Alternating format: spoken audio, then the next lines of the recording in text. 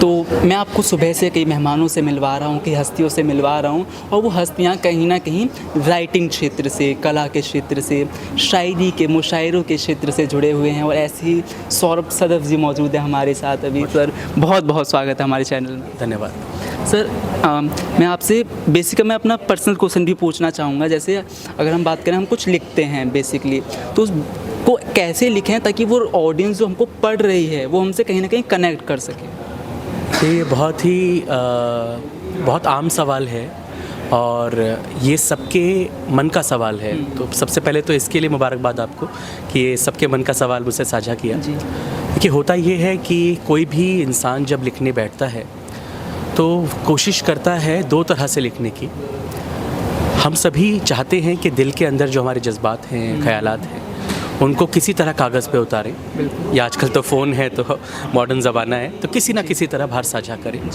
लेकिन अपने अंदर से उस ख्याल को बाहर निकालने के बाद उस ख्याल के साथ हमें क्या करना है, ये आपकी अपनी मर्ज़ी पर होता है।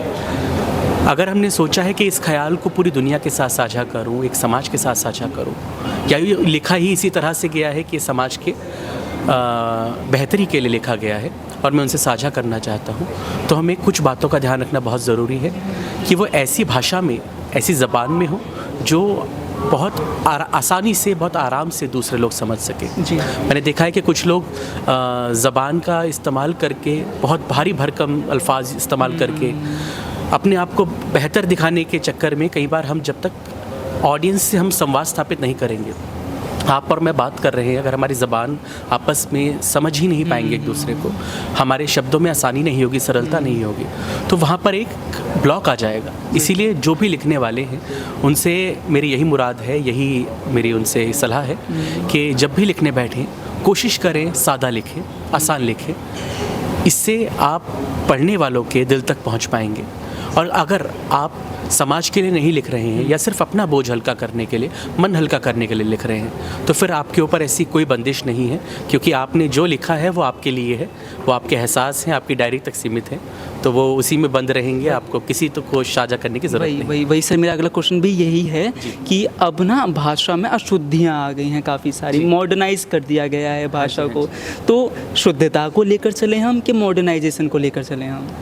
देखिए, ये हर दौर की विडंबना है और इसको हमारे उर्दू कल्चर में, उर्दू अदब में इसको हम जदीदियत के नाम से जानते हैं, यानी नयापन।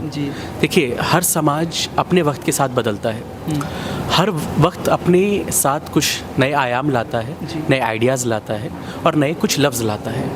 तो हमें हर चीज़ को नेगेटिव ना देख करके पॉजिटिव भी देखना चाहिए।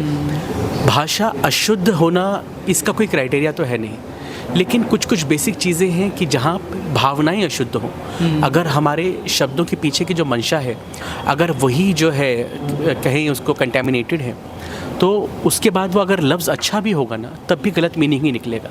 जैसे हम कहते हैं ना, बहुत ऐसी चीज़ें होती हैं जिन बातों के एक से ज़्यादा मतलब निकलते हैं, या कई बार आजकल जिनको हम बोलते हैं कि यार गलत दिशा में ये भाषा जा रही है, तो उसका मतलब यही है कि उसके पीछे की जो धारणा है, कोई भी सुनने वाला उस पूरे मैसेज को जब अपने अंदर कंसीव करेगा, तो जब उसका इंटरप्रिटेशन करेगा, तो उसको अगर नेगेटिव मैसेज जा रहा है तो वो ही गलत है, चाहे आप किसी भाषा में कहिए, चाहे आप कितनी ही नएपन के साथ कहिए। लेकिन मेरा निजी रूप से मानना है कि भाषा में नएपन की, सुधार की बहुत ज़रूरत है, क्योंकि कहावत भी है ना, ठहरा पानी सड़ जाता है, तो बहते पानी में हमेशा नई चीज़ें जुड़ती रहती हैं। बिल्कुल, समय के साथ ये बहुत ज़रूरी है जी। सर, मैं आपके इंटरव्यू में बताना भूल गया, पर आप शायर हैं, आप कवि हैं, तो एक क्वेश्चन मेरे दिमाग में हमेशा रहता है कि शायरी और नज़्म में क्या अंतर है? शायरी और नज़्म के बीच में क्या अंतर है? देखिए, शायरी, इस पूरी जो भी हम लेखन है, उर्दू अदब में जो हम शायरी करते हैं, जिसको हम बोलते हैं, उसमें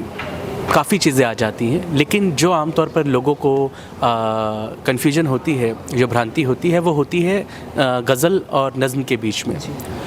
तो आज जैसे कि हमारा जो आज सेशन भी है वो गज़ल पर चर्चा है, लेकिन ऐसे ही उर्दू अदब का, उर्दू कल्चर का एक बहुत महत्वपूर्ण हिस्सा है, बहुत खूबसूरत हिस्सा है, खासकर मुझे बहुत उससे लगाव है, जिसको हम नज़्म कहते हैं। नज़्म एक किस्सा समझ लीजिए, यह एक कविता समझ लीजिए, कोई एक कहानी समझ लीजिए, लेकिन ये कॉन्टिन्यूटी में होती है। एक कोई भी बात बयान करने का सलीका है वो एक पॉइंट से शुरू होकर के दूसरे पॉइंट पे ख़त्म हो जाएगी। या मैं आपसे भी बात कर रहा हूँ, इसको कभी मैं बयान करना चाहूँ तो मैं इस सेशन को बयान कर दूंगा, इसके अलावा मैं इसमें कुछ नहीं डाल सकता।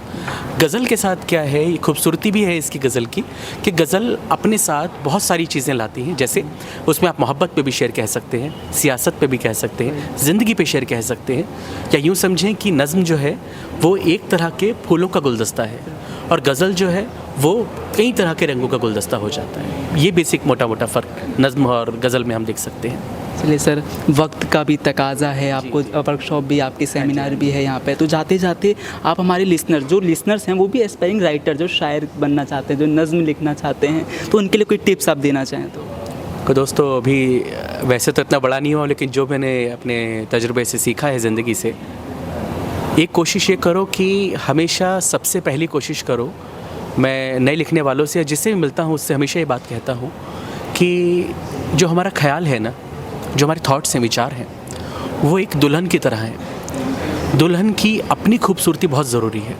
अगर हमारा ख्याल ही सुंदर नहीं है तो हम उस पर एक दिन के लिए कितना ही मेकअप कर लें या कितना ही उस पर विधा का, गज़ल का, कविता का, नज़्म का पहनावा चढ़ा लें, वो एक ही दिन सुंदर लगेगी।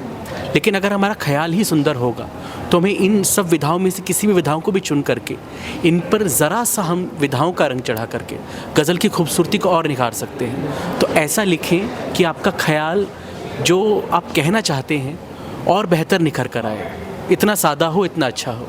और मैं फिर से एक बार आपके सभी सुनने वाले और चाहने वालों को मैं एक बार फिर से मुबारकबाद पेश करता हूँ। ऐसे ही उर्दू अदब के, हिंदी कविताओं के, कल्चर के, एकजुटता के ऐसे ही रोज़ कार्यक्रम होते रहें तो मुल्क में ऐसे ही रौनक बनी रहेगी। बहुत शुक्रिया सर। ऐसी बात तो कोई शायर ही कर सकते हैं, जैसे आपने दुल्हन का उदाहरण दिया, तो बहुत बहुत धन्यवाद हमें इतना समय देने के लिए, हमारी ऑडियंस को इतना समय देने के लिए। एक शेर है, देखिए मैं बहुत सीरियस बातें हो गई तो मैं कोशिश करता हूँ कि कुछ मजाक से, मज़ाहिया एक शेर है मेरा। मैं हमेशा कहता हूँ बहुत प्रैक्टिकल भी होना बहुत ज़िंदगी में ज़रूरी है। यही नहीं, हम शायर भी हैं लेकिन प्रैक्टिकल भी हैं, इंसान हैं। मैं कहता हूँ कि या तो ये हर दिन का झगड़ा छोड़ दें वरना बेहतर है मोहल्ला छोड़ दें। या तो ये हर दिन का झगड़ा छोड़ दें वरना बेहतर है मोहल्ला छोड़ दें। उनकी आंखें झील हैं तो क्या करें, उनकी आंखें झील हैं तो क्या करें, डूब जाएं काम धंधा छोड़ दें। देखिए, बहुत प्रैक्टिकल होना बहुत ज़रूरी है। शायरी भी चलती रहती है और ये जीवन एक बैलेंस में चलना चाहिए। यही मेरा आप लोगों से फिर से संदेश है। मुझे यहाँ बुलाने के लिए मैं फिर से आपको तहे दिल से शुक्रिया अदा करना चाहूँगा। नमस्कार। Thank you so much sir. तो आगे मैं और भी मेहमानों से आपको मिलवाऊँगा ऐसी शख्सियत से। तब तक देखते रहिए आप 24/7 नोएडा।